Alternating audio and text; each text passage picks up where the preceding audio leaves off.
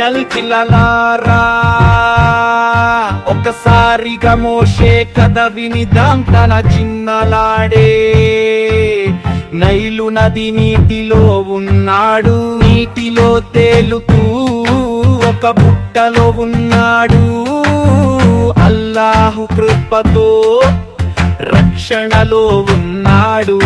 ఫిరౌన్ మహల్లో పెరగించాడు. అల్లాహ్ ఆదేశంతో రక్షింపబడ్డాడు.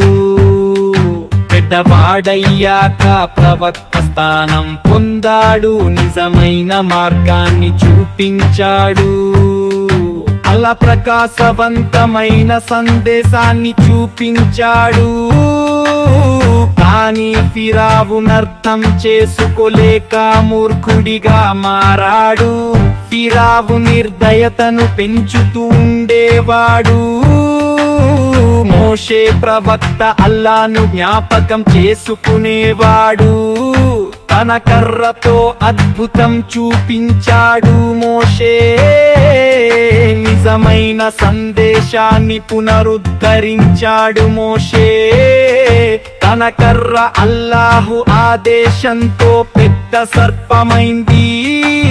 మంత్రగాళ్ళు మోషే ఆదేశంతో ఓడిపోయారు. ఇశ్రాయేలీయులను స్వతంత్రులను చేశాడు. నిర్దయత నుండి వారికి విముక్తి ఇచ్చాడు. పర్వతంపై అల్లాహ్తో మాట్లాడాడు. తౌరత్ గ్రంథం ద్వారా అందరికి సందేశం ఇచ్చాడు.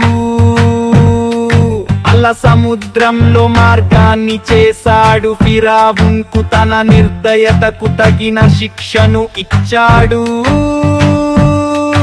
అల్లా సముద్రంలో మార్గాన్ని చేశాడు. ఫిరౌన్కు తన నిర్దయతకు తగిన శిక్షను ఇచ్చాడు.